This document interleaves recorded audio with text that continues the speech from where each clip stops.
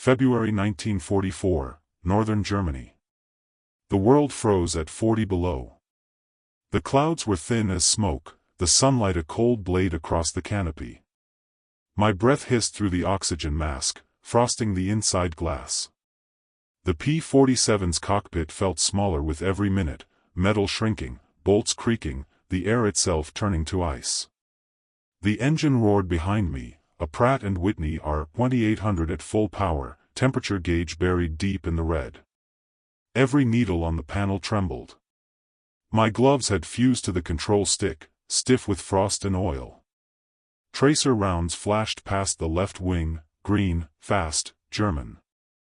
A Focke-Wulf 190 closing in. I could almost hear its cannon through the radio static.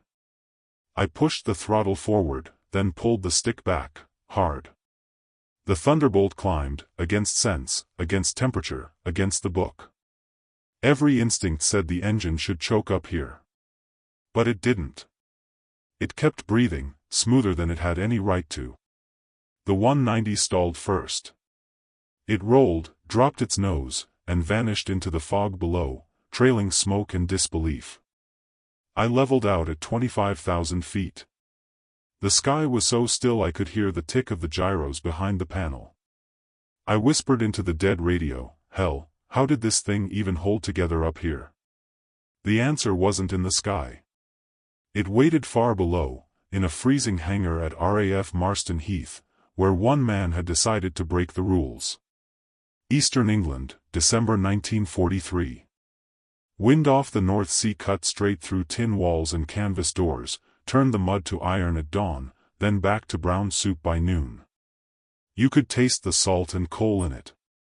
Our field at Marston Heath wasn't a place, it was a sound, generators humming, tools clacking, Pratt & Whitney coughs turning to roars, and boots slapping across duckboards slick with fuel. They called us the 352nd Fighter Group. On paper we were an arrow pointed at Germany. On the ground we were cold, wet, and late. I say we, though I didn't fly. I kept them flying. Staff Sergeant Walt Davis, Iowa farm boy, line chief by luck and attrition. My toolbox was a scarred green chest that smelled of solvent and winter. My hands were always black, even fresh from the wash barrel.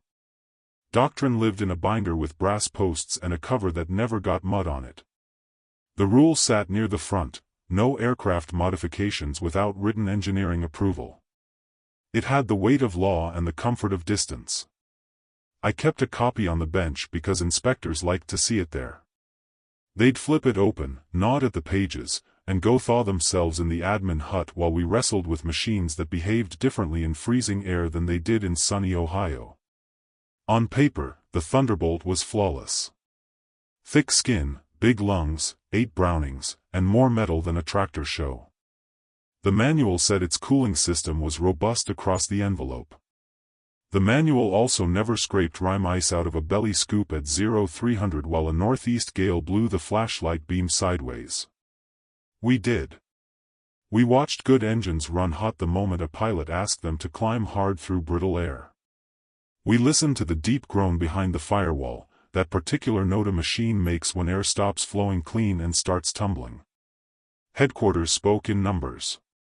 Sorties launched, sorties returned, attrition rates, mean time between failures. The men who brought me problems spoke in colors and smells. Sweet burn, a pilot would say, tapping the cowl, meaning a rich mix hiding a bigger sin. Scorched varnish, a crewman would mutter, lifting a panel, meaning heat had lingered where it shouldn't. I learned to trust those small languages. A streak of gray on a rivet line told you as much as a form in triplicate.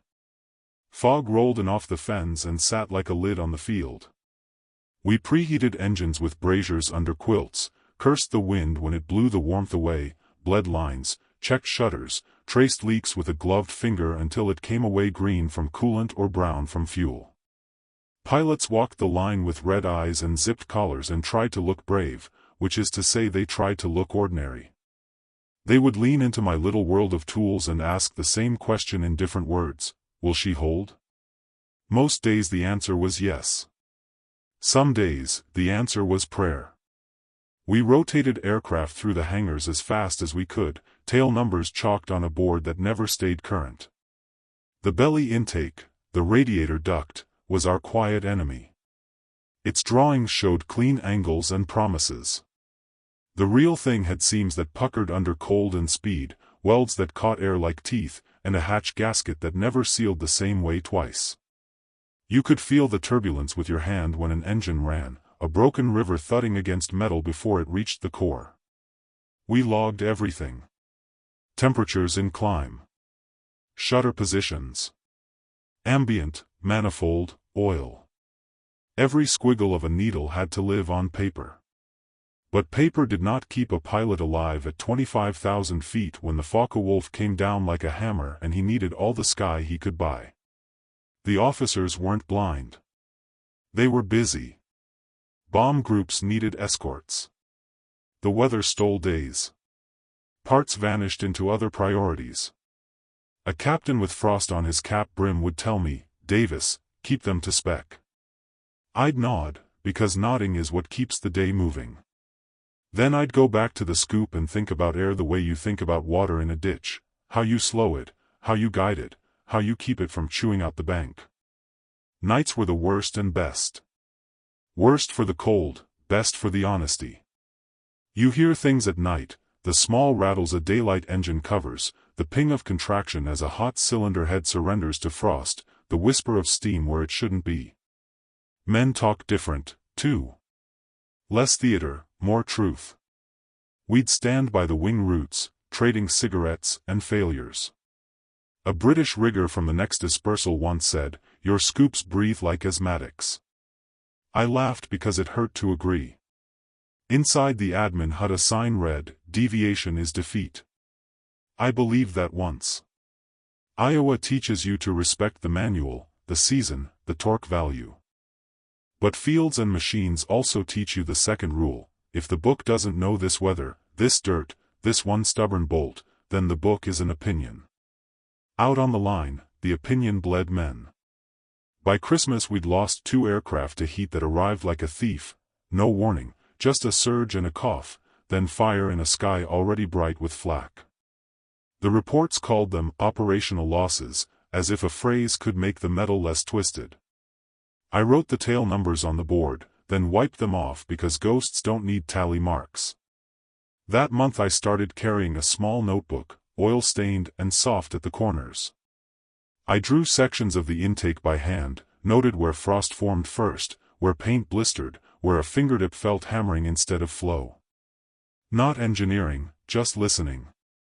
I tapped a wrench against my thigh when I thought, the way I always had. The sound was slow, then quicker, like a metronome finding tempo. One morning, a pilot named Thompson taxied in with gauges steady after a climb that should have cooked him. He swore he'd ridden a pocket of luck. I swore at the duct again. Luck fades. Flow is a choice. Command saw the same graphs we did and said to monitor. I looked at Sam Carter's Thunderbolt, his, though he didn't know it yet, and felt the old farm truth settle in: if metal sounds wrong, it's crying.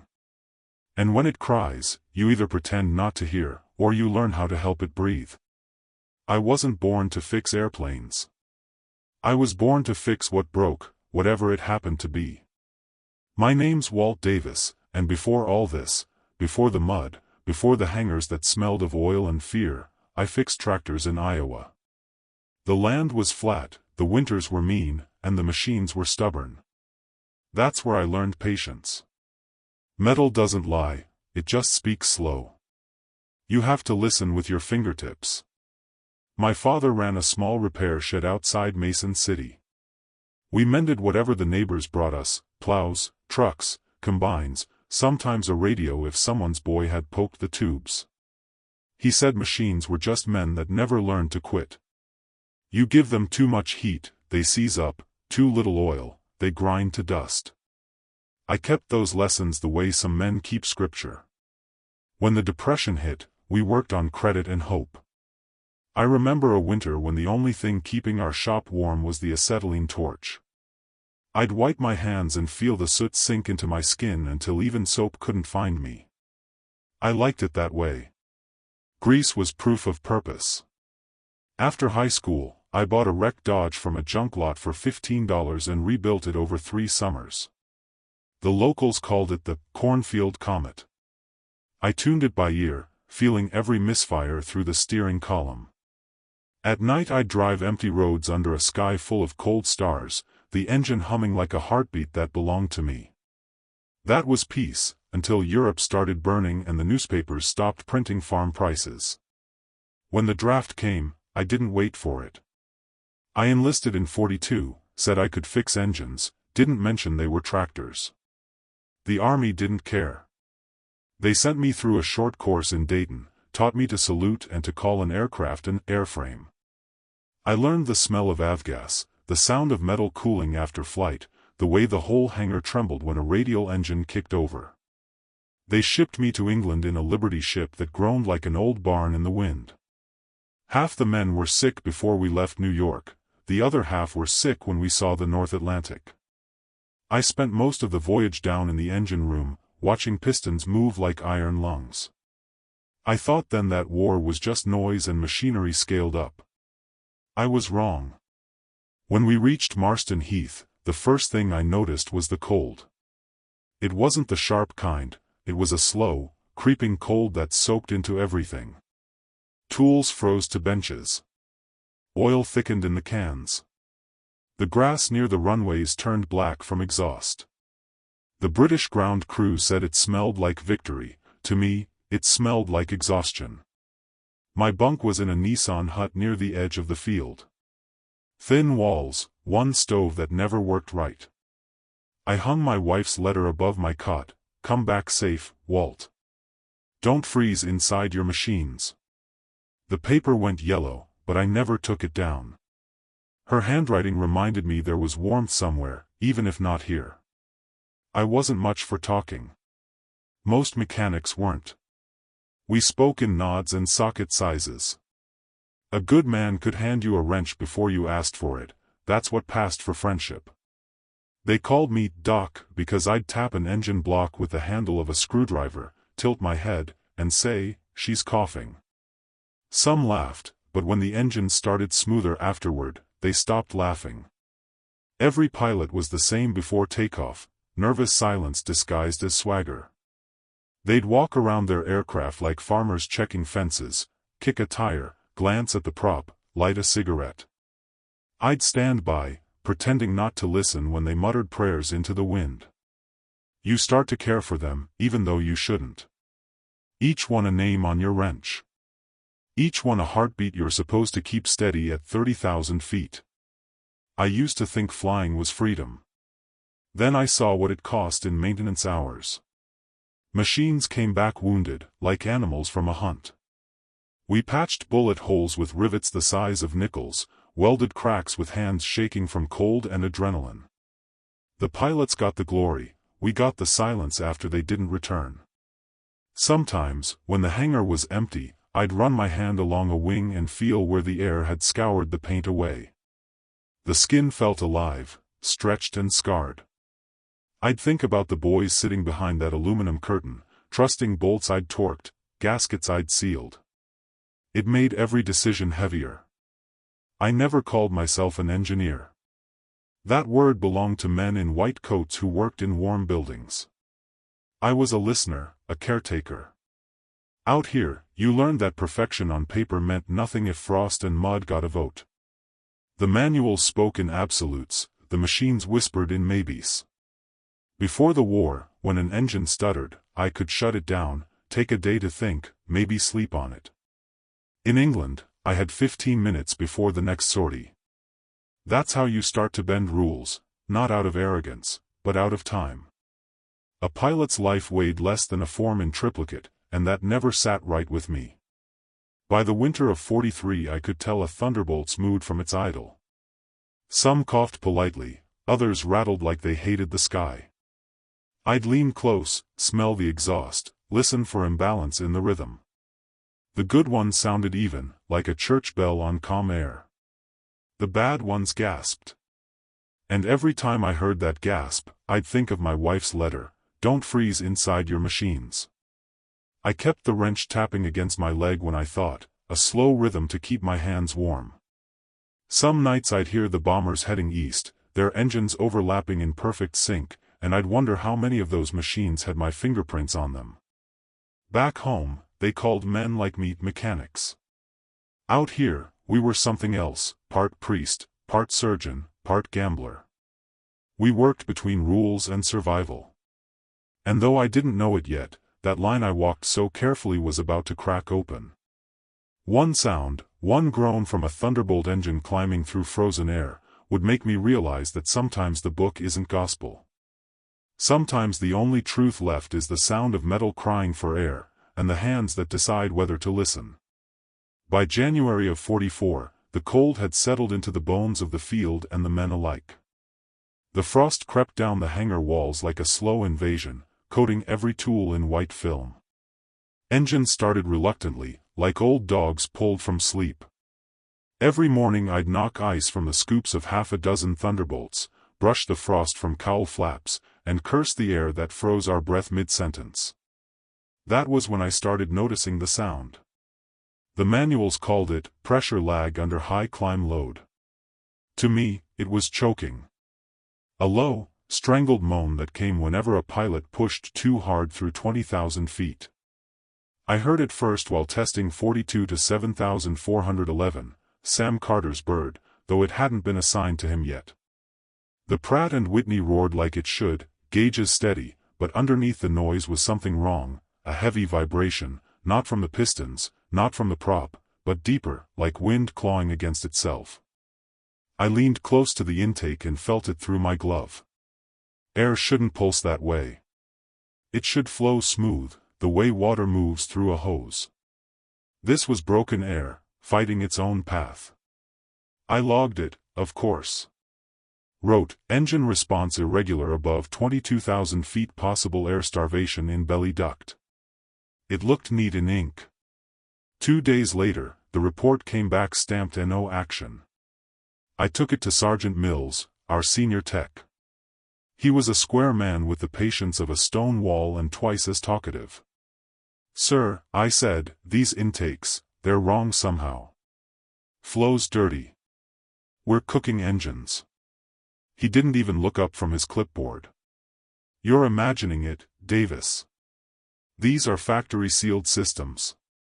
Perfect geometry. Geometry don't freeze, I said. He sighed, the way officers sigh when paperwork is easier than people. Follow the manual, Walt. Keep your wrench straight. So I did. For exactly 1 week. That week we lost another P-47, tail number 43 to 1172. The pilot's name was O'Malley. Good kid. Flew low-level escorts. His engine seized mid-climb, coolant temperature pegged at the red before the gauge burned out. Witnesses said the Thunderbolt caught fire at 18,000, rolled once, and vanished into cloud. We found pieces scattered across a farmer's field near Norwich. The board said, probable mechanical failure. I said nothing. I just stared at the remains of the lower intake when they brought them back on a flatbed. The duct was warped black, welds cracked open like dry mud. The airflow hadn't cooled the engine, it had cooked it from within. That night I couldn't sleep. The wind hammered the Quonset walls until they rang like thin cymbals. Every sound in that dark was an engine dying somewhere else. I lit a cigarette, didn't smoke it, just watched the paper burn down. By morning I'd decided to try again, quieter this time. I took my notes to Lieutenant Grady, the engineering officer. He was a kind man in a cruel post, more concerned with forms than facts. Sir, I told him, it's not the engines. It's the ducts. Airflow's stalling inside. We need to smooth the channels. He adjusted his glasses, frowned at the page. You're suggesting unauthorized modification to structural components? I'm suggesting we stop burning engines. Davis, he said carefully, you're a fine mechanic. But these designs were approved by Republic Aviation. If there was a problem, their engineers would have found it. Leave the thinking to them. He meant it kindly. That almost made it worse. So I went back to my hangar, wiped my hands, and did what I was told, nothing. I followed procedure, kept the wrenches moving, signed the forms. But each time a pilot came back early, smoke curling from the cowl, I felt the same twist in my stomach. The book was *ling us politely. 2 nights later, one of the younger crewmen, Harris, rolled in another damaged P-47. The nose was scorched, prop blades feathered from heat warping. He tried to joke, another one cooked to perfection. No one laughed. The smell of burned glycol hung in the air like rust and vinegar. We opened the lower panel. The same story, pitted welds, residue of oil where there should have been clean metal, scorch marks tracing a pattern that told me the airflow wasn't moving forward, it was swirling back on itself, choking the radiator core. I traced it with my finger and whispered, "You're breathing backward." Harris gave me a look. "What's that, Sarge?" "Nothing. Go home." That was the moment the rule cracked in me. Not broken yet, just a hairline fracture, invisible but growing. I realized we were obeying the book to the letter and still burying pilots. And each time we patched another plane, each time command filed another mechanical anomaly, I heard that same low moan echo in my head. The sound of an engine trying to inhale through a blocked throat.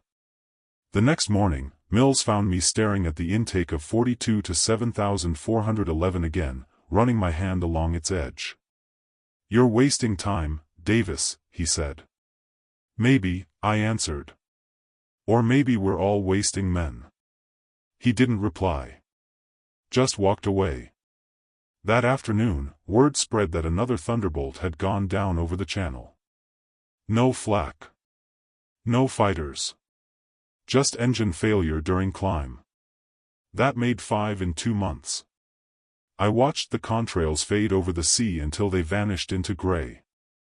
That night I stayed in the hangar after lights out, listening to the wind crawl through the rafters, thinking about my father's old line, "If a machine sounds wrong, it's crying." The Thunderbolts were crying. Command didn't hear it. Maybe they couldn't. But I did. When dawn came, frost glazing the canopy glass, I knew what had to follow. Rules were written for comfort. But comfort doesn't keep an engine breathing at 25,000 feet. The next time a Thunderbolt came home burned, I'd stop following the book. I'd start following the sound. January 28, 1944. The wind came in hard from the east, cold enough to rattle the hangar doors like G** fire. Snow drifted through the cracks and powdered the floor in thin stripes. Inside, the world glowed in the dull orange of the heater drums, oil-fed barrels cut open and burning too low to matter. The air stank of exhaust, grease, and wet canvas. They rolled in another Thunderbolt just past midnight. The wheels left black streaks on the concrete, the paint still warm from friction. Someone said the pilot didn't make it. No one asked for the name. We'd stopped asking by then. The crew backed away, gloves stiff with frost. When they left, the hangar was quiet again, except for the soft hiss of steam rising from the cowling. I stood alone with that machine for a long time. The skin of the fuselage was scorched brown along the seams. The propeller tips were curled, the kind of deformity that meant the pilot had fought to keep the engine alive until the last second. There was something human about it, every burn mark, every frozen bead of oil caught mid-drip. I touched the edge of the intake panel. It was warm beneath the soot. I knew that warmth. It was trapped air, heat that couldn't escape. The same story written in metal again and again. I lit a cigarette, even though I'd promised my wife I'd quit. The flame looked tiny against the bulk of the aircraft. I watched the smoke curl and thought about how air moves when it's forced through something narrow. In tractors, I'd seen exhaust pipes collapse inward when backpressure built too high. The same principle applied here, except this one carried a man instead of hay bales. I walked the perimeter of the plane with my flashlight, checking each vent, each line of rivets. At the belly scoop, I crouched. The light caught the condensation forming along the edge. Even with the engine dead, the duct was sweating. That meant residual heat, still trapped, still nowhere to go. I knew what the manual said. Do not alter intake geometry under field conditions. I knew the signature line on that order, the engineer who wrote it back in some warm office in Farmingdale, Long Island. I imagined him holding coffee, talking about airflow at sea level. He'd never stood in a frozen hangar watching steam rise from a dead aircraft. I remember saying it out loud to no one, if we do this by the book, someone else dies tomorrow. The echo came back small and hollow, but it sounded like truth. That thought wouldn't leave me. It followed me back to the hut, into my bunk, into the half-sleep where the engine noise never really stopped. I saw flashes of propeller arcs, felt the heat of burning glycol against my face, smelled the copper sting of melted wiring. Each time I closed my eyes, I heard that groan, the suffocating pull of an engine begging for air. By morning I'd made a decision. Not a plan, not yet. Just the kind of quiet certainty a man feels before he breaks something sacred. That day was slow. The weather grounded flights, fog so thick you could taste it. The officers were in the operations hut drinking bad coffee, waiting for forecasts.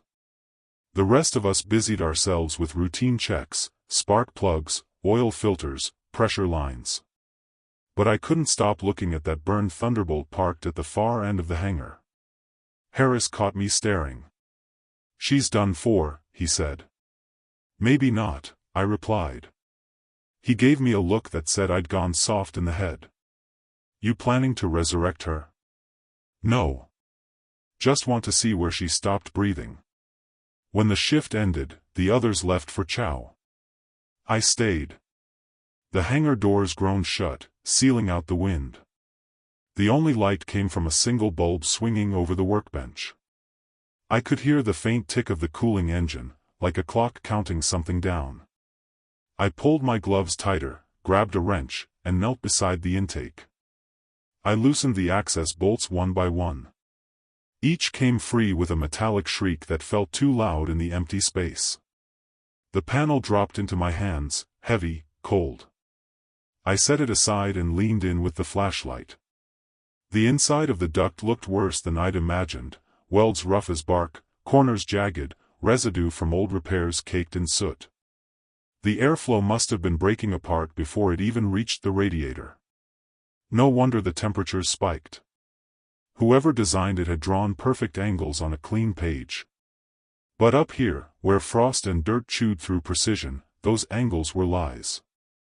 I ran my hand along the surface. The metal tore my glove and bit the skin. It felt like touching the edge of a frozen river, sharp and wrong. I whispered, "You're choking yourself." In that moment the rulebook lost its meaning. There wasn't any choice left, only consequences. If I did nothing, more names would vanish off the chalkboard. If I acted, I'd be breaking regulation, risking court-martial. But I thought of O'Malley, of the smell of burnt rubber drifting back across the field, and I knew I couldn't keep tightening bolts on a machine I didn't trust. I stood up and looked around the hangar, rows of silent thunderbolts under tarps, tools hanging in order, the neatness of obedience. I'd spent my life following lines drawn by men I'd never meet. Maybe it was time to draw one of my own. Outside, the wind howled across the runway, carrying the faint whistle of distant engines. Somewhere above the clouds, another pilot was trusting his life to the same flawed duct.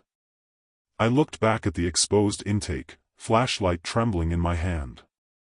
The reflection caught my face in the metal, tired eyes, black smudges under them, a man who'd already made his choice. That was the night the war stopped being theirs and became mine. The night I crossed the line was February 2nd, 1944. The fog had rolled in thick, muffling even the generators. The field lights were out, only the hangars glowed faintly from the coals in the drums. I waited until the others drifted back to barracks, their laughter fading down the corridor like static on a dead frequency. The guard at the gate had his collar turned up, head buried in his scarf. No one saw me will the step ladder under 42 to 7411. The cold bit hard enough to make my knuckles split when I unlatched the access panel. 6 bolts, all stripped by winter and impatience. The panel came loose with a groan, spilling a thin plume of steam. I aimed my flashlight into the belly scoop. What I saw made my stomach knot. The inner walls were coarse, welds uneven, a ridge of dried sealant running right through the center like scar tissue. Air that should have slid clean into the radiator must have hit those edges and shattered into turbulence. The duct wasn't a throat, it was a wound. I crouched there for a long time, the beam shaking across the metal, thinking of O'Malley and the others. Then I said it out loud, "Quiet, we'll fix you." Behind the bench was a heap of wreckage stripped from a downbeat 24. Aluminum sheets, bent and soot-black. I picked one, thin enough to flex under my hands, and laid it across the floor. With a file, I trimmed the edge until it sang a high, steady note when tapped, a clean tone, the sound of balance. I cut a crescent, bent it slowly over my knee, checked the curve against the flashlight's shadow. It looked right. From the tool chest I took the rivet G*N, hand drill, and a small tin of sealant. I worked by touch more than sight. The hangar was so cold the breath from my mask fogged the flashlight lens, and I had to wipe it clear every few minutes. Each rivet sounded like a heartbeat in that stillness, steady, final, no turning back. The vein I made wasn't on any drawing. It narrowed the duct slightly, shaped the airflow inward, guiding it toward the radiator core instead of letting it scatter. I smoothed the seams with sandpaper until the metal felt like river stone. Over the joint, I laid a strip of parachute cloth soaked in resin. It would flex when the plane climbed, hold when it descended. I didn't measure anything. I didn't have to. Years of engines and guesswork had trained my hands better than any formula. I trusted the way the air whispered along the curve when I blew across it, smooth, unbroken, the way wind sounds on a clean wing. I sealed the panel back in place, wiped the tools, and stood up. The hangar clock read 2:17. My shoulders ached, and my fingertips were raw, but the engine looked different now, rested, expectant. On the way out, I stopped by the logbook on the bench. The page for 42 to 7411 was blank except for a maintenance check mark. Regulations said every alteration must be recorded, signed, and dated. I wrote nothing. The silence between those lines was my signature. Outside, the fog had thickened into snow. Each flake hissed against the corrugated walls. I lit a cigarette, the flames snapping in the wind, and leaned against the cold metal of the door. For the first time since England, I felt calm. I didn't tell anyone what I'd done. Not Mills, not Harris, not the pilots.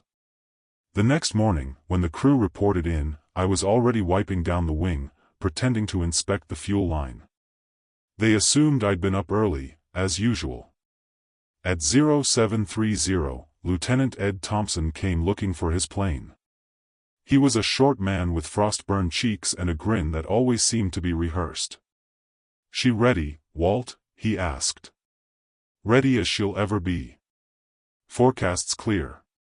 Command wants a high-altitude test, 30 minutes over the wash, nothing fancy." I nodded, careful not to show anything. "Keep an eye on your temp gauge." He gave me a puzzled look. "Expecting trouble?" "Expecting improvement." He laughed, climbed in, and taxied out. The prop wash blasted grit across my coat as I watched the Thunderbolt roll to the runway. The engine sounded different, tighter, smoother, like breath through clean lungs. I followed the takeoff with my eyes until it disappeared into the white sky. Minutes stretched. The radio on the bench hissed softly. Somewhere inside the static, his voice came through, crackled by distance. "Marston, this is Blue 4. Temp steady at climb, 23,000, 25, oil pressure nominal. Feels like a brand new engine. The crew around me exchanged looks. No one said a word. We just listened as the tone in his voice changed from duty to disbelief. "She's not even sweating, Walt. What did you do to her?" I didn't answer. I couldn't. I just stared at the condensation running down the hangar window, a slow trail that looked like relief. 40 minutes later, Thompson's Thunderbolt landed smooth as silk. When he shut down the engine, the metal stayed quiet, no ticking, no groaning. The gauges were all in the green. He climbed down, pulled off his helmet, and grinned like a man who'd just seen the sun for the first time. "Whatever you touched," he said, "keep touching it." That night, I sat on my bunk and cleaned the black from my hands with kerosene. The skin stung, but under the pain was something else, a strange peace. The rule had been broken. The world hadn't ended. A man had flown higher because of it.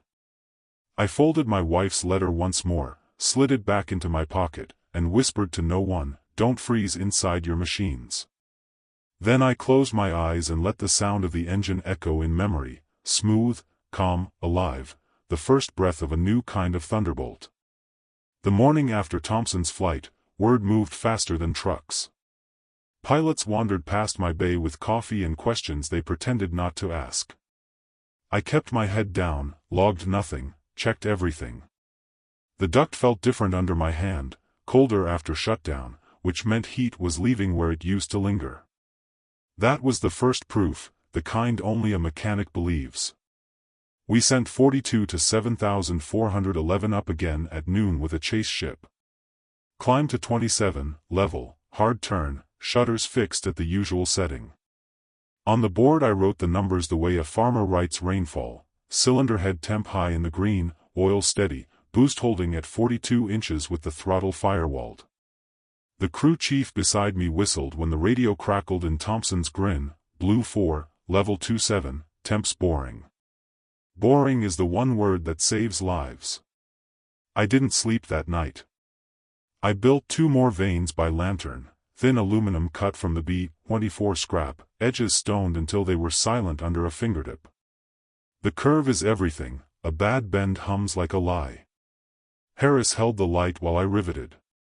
He didn't ask what we were doing. He knew. Men know when a secret is worth keeping. By week's end, 5 thunderbolts carried the quiet shape inside their throats. No paperwork followed them into the air, only habit and hope. The pattern held, quicker climb through the ugly band above 20, cooler heads under boost. Pilots came back using words I trusted more than charts: smooth, eager, less panting in the turn. One wrote "breathes clean" in chalk on his cowl before taxi. Superstition is another kind of data. The first fight came 2 days later, gray noon, contrails crisscrossing like fence wire. Ed's section met a pair of 190s falling out of the sun. He shoved the throttle through the gate and went nose up into air that usually punished zeal. I stood by the van with a headset, listening for panic that didn't come. Blue 4, 24 and climbing, temp steady, rolling in. His wingman lost speed and sagged, Ed didn't. He arced over, came down hard, and put long bursts where they counted. One Focke-Wulf peeled away trailing smoke, the other tried to follow Ed through a high yo-yo and stalled into cloud. Later, back on the line, he pressed his palm to the belly panel and laughed with the small relief of the living. "She kept her lungs," he said.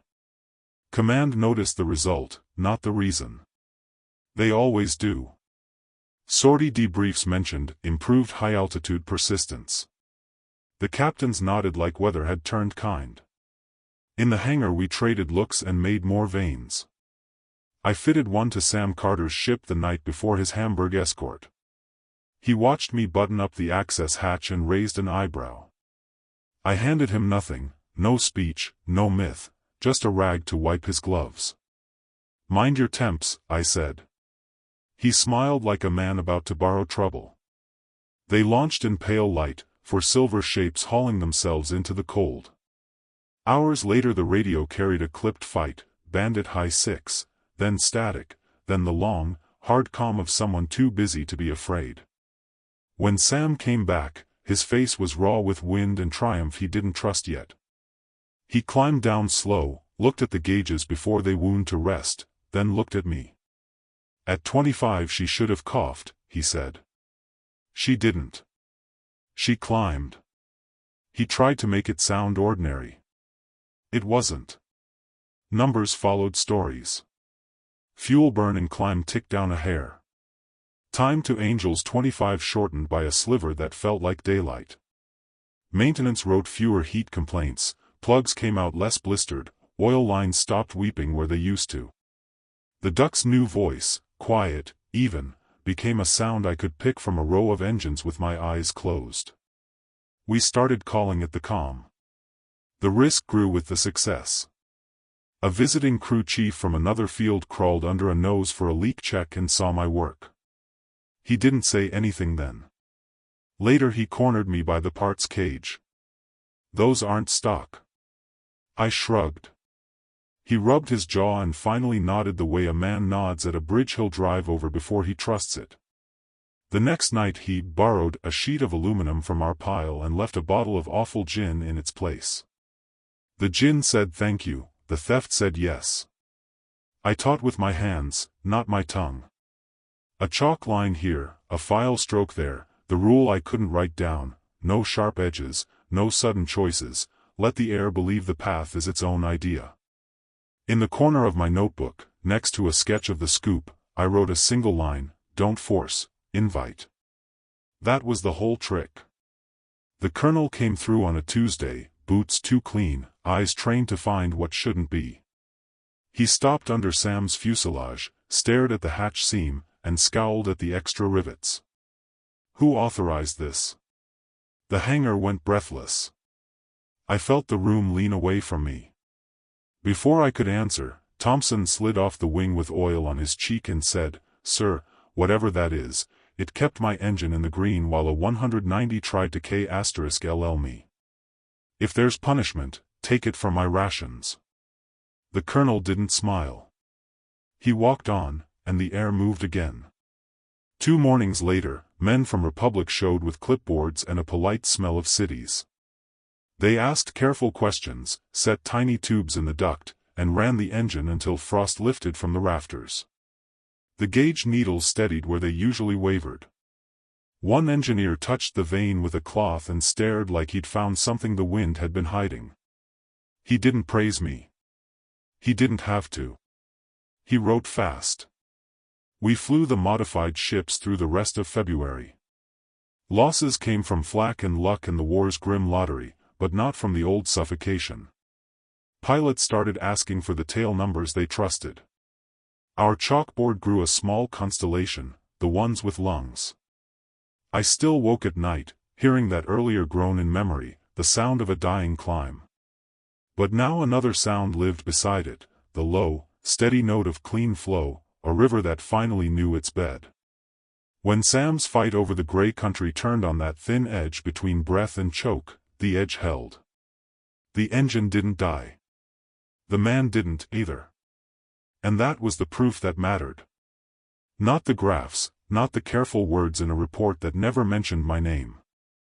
A pilot came back from 25,000 feet and handed me his silence, the good kind, the kind that says a rule broke and a life didn't. 3 days after the engineers left, the airfield turned uneasy. Inspections meant questions, and questions meant paperwork, and paperwork meant someone, somewhere, was in trouble. The hangar felt heavier than usual, the way it does before a storm.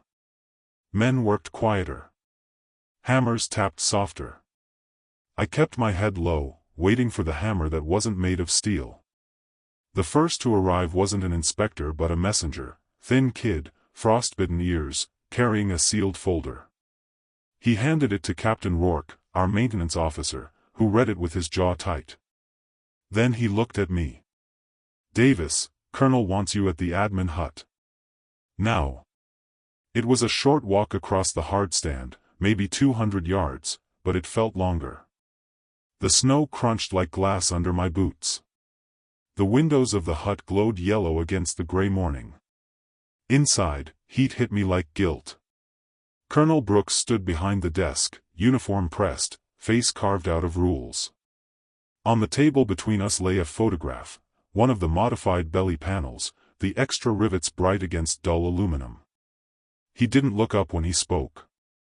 "Who authorized this?" "I did, sir." "You realize this violates Air Force Engineering Regulation 261, Section 4, Subsection C?" "Yes, sir." "Then explain why." "There are questions you can't answer with numbers." I told him what I knew, the overheating, the turbulence, the fires that took O'Malley and the others. I told him about the flow, about how the air stumbled where it should have run smooth. He listened, hands clasped, expression unreadable. When I finished, he said, "You're a mechanic, Sergeant. Not an engineer." "No, sir," I said. "But I work on what engineers build." For a second, silence stretched so thin I could hear the wind scrape the siding. Then the door opened, and in walked Ed Thompson, flight jacket half-zipped, still streaked with oil. He hadn't been called, he'd invited himself. "Sir," he said, standing straight but unpolished, "that modification saved my life. Saved Carter's too. You punish him, you punish us." Brooks turned slowly. "Lieutenant, this is an internal matter." "With respect, sir," Thompson said, voice steady, so was burning to death in a thunderbolt. The colonel's eyes hardened, but he didn't shout. He looked back at me, then at the photo, then closed the folder. "Leave us," he told Thompson. The pilot hesitated, saluted, and stepped out. Brooks poured coffee from a dented pot, didn't drink it. "You understand, Davis, if I sign off on this, I'm approving a field modification done without test or clearance." "Yes, sir." "And if I don't, I'm telling men to keep flying machines that overheat in combat." "Yes, sir." He stared at the steam rising from the cup. "You didn't ask permission." "I didn't have time to." He nodded once, slow. "Get back to work, Sergeant. Keep those planes in the air." That was it. No reprimand, no medal. Just survival in words. 2 mornings later, a truck rolled up with men from Republic Aviation again, this time in heavier coats and carrying real instruments. They spoke little, measuring everything: duct pressure, radiator drop, cylinder head temps and climb. They taped sensors to the panels I'd built by hand, ran engines until the hangar filled with blue smoke. When they were done, one of them, a thin man with silver glasses, removed his earmuffs and said quietly to the colonel, "This field mod corrected the intake turbulence. Efficiency up 8%.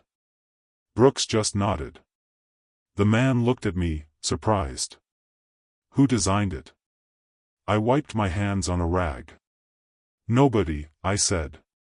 "We just stopped making the same mistake." They stayed a week, documenting, sketching, drafting something official. I wasn't invited to their meetings, but I saw my drawings on their clipboards, traced, cleaned, renamed. They never mentioned my notebook, though one engineer did borrow it overnight. When he returned it, a small coffee ring marked the page that read "Don't force, invite." Word filtered down through channels in that way information always does, quietly, sideways. The modification was being reviewed for limited implementation. Within days, crates of new ducts arrived stamped Experimental Configuration B. I unpacked one and ran my fingers along the edges. The curve was identical to mine. The only difference was the finish. Theirs was smooth, painted, official. When the pilots noticed, they grinned like men in on a secret too good to tell. Sam Carter asked, "They steal your trick, Walt?" "Borrowed it," I said. "But they'll call it theirs." He laughed. "Long as it flies, they can call it anything." For once, command and ground crew spoke the same language: results. Flights went longer. Engines came back cooler. Maintenance logs thinned until our mornings felt empty. Then, one evening near the end of February, Brooks stopped me outside the hangar. The sky was bruised purple with sunset, and the wind carried that damp smell before rain. He said, "They're integrating your intake into the D-Series production run." I stared at him. "Mine, sir?" He nodded. "They won't put your name on it. But we'll all know where it started." I didn't answer. I didn't need to. The war didn't care who got credit, it cared who got home. That night, I walked the line of thunderbolts under their tarps, touching each nose like checking a pulse. The metal was cold, but the air around them felt alive, humming faintly with something that wasn't pride or fear, just purpose. In the distance, a transport droned eastward into dark. The wind carried the sound of its engines, steady, calm, breathing right. For the first time in months, I realized I could no longer tell which one was mine. They all sounded the same. They all breathed clean. Spring came late that year. The frost didn't leave the edges of the runway until March, and even then the ground stayed slick with meltwater. The hangars smelled of thawed mud and hot oil again. By then, the new ducts had arrived from Republic, factory-made, polished, and bearing the small stenciled words "Approved Modification B-17-4A." Nobody said where the design had come from, but the curve was mined down to the millimeter. I ran my hand along the inside lip and felt the familiar smoothness, the quiet invitation for air to follow its path. The metal sang the same note when tapped. We fitted them across the group, one by one, each installation a small victory disguised as routine. No ceremony, no speech, just cleaner air and cooler engines. The pilots called the new ships easy breathers. They said the throttles felt lighter, climbs less desperate. One of them joked that even the sky seemed to open up quicker. I didn't laugh, I was too tired. By April, the data spoke louder than words. Engine temperatures dropped 8 degrees in sustained climb. Fuel efficiency rose a notch. Fewer seizures. Fewer fires. The reports went up the chain until even Washington noticed. They called it a successful collaboration between field observation and industrial adaptation. The phrasing was perfect, dry, bloodless, safe. It left no fingerprints. Then came the new Thunderbolt variant, the P-47D. You could tell it on sight by the cleaner belly line and smoother scoop. It climbed better, ran cooler, dove harder. I saw the first one roll off the transport truck and thought it looked like a creature that had finally learned how to breathe through its nose. The Republic men called the new duct the Marston intake, named for the base. That was their nod to secrecy. But the ground crews, the ones who'd seen the fires, called it Davis's lung. No one wrote that name down. It stayed on tongues and in jokes. Harris even scratched it under one of the flaps in pencil. "Thanks for the air, Walt." The plane was shipped to France a week later. I never saw it again. Those modified P-47DS escorted bombers over Hamburg, Bremen, the Ruhr, missions where thin air and long hours used to murder engines. Now they came back steady, gauges calm. The fighters could climb with the B-17s longer, peel away higher, and dive home without coughing smoke. Pilots stopped watching the temperature needles like death clocks. The calm had become normal. By June, word filtered from headquarters, the field tests had been folded into full production. There was talk of commendations, but names got lost in the shuffle of war. Someone higher up signed the patent papers, someone else got a memo of appreciation. None of it reached the mud where we worked. I didn't mind. Every pilot who landed safe was the only report I needed. When the war ended, Marston Heath emptied like a tide going out. The hangars turned hollow. The echo of engines faded into memory. Crates of spare parts were stacked and forgotten. The notebooks went into a footlocker with my uniform. I took one last walk down the runway, listening to the wind whistle through the grass where Prop Wash once lived. It sounded like breathing, steady, endless, anonymous. I went home to Iowa with a duffel full of tools and nothing to fix. The farm had changed, tractors had grown teeth.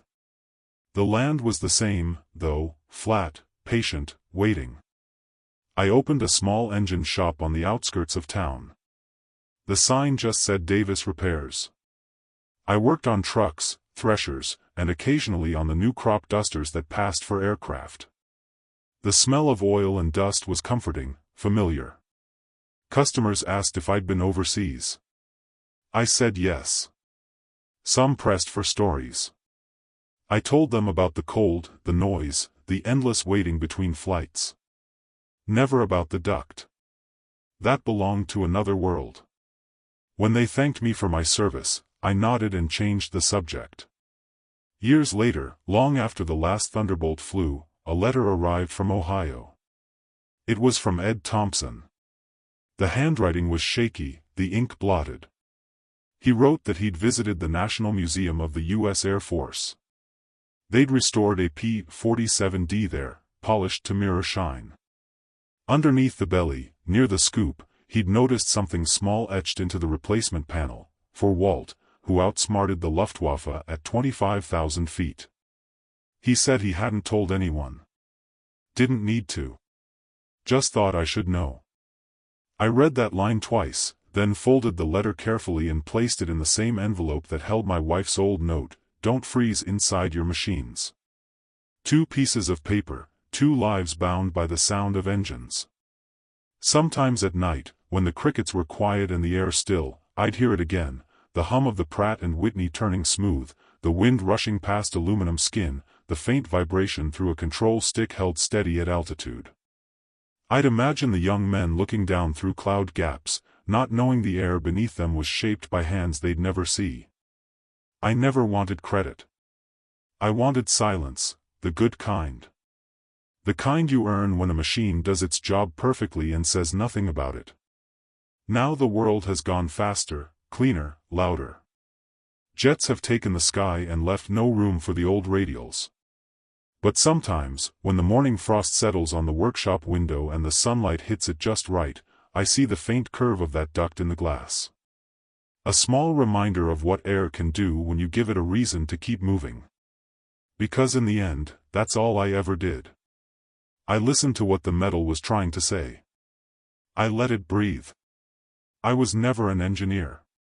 I was a listener. Machines speak in rhythm, tick, hiss, hum, and if you learn their language, they'll tell you what they need. The Thunderbolt never asked for glory, it asked for air. I gave it that, once. A piece of bent aluminum, a few quiet rivets, and a night without permission, that was all it took. They built thousands after mine, each one cleaner, faster, colder. But when I close my eyes, I still see the first, 42 to 7411, lifting through frost, the duct catching light like a blade. Somewhere above the clouds, men trusted the sound I had shaped. I broke the rule because the rule was wrong. And for one long winter in 1944, metal learned how to breathe again.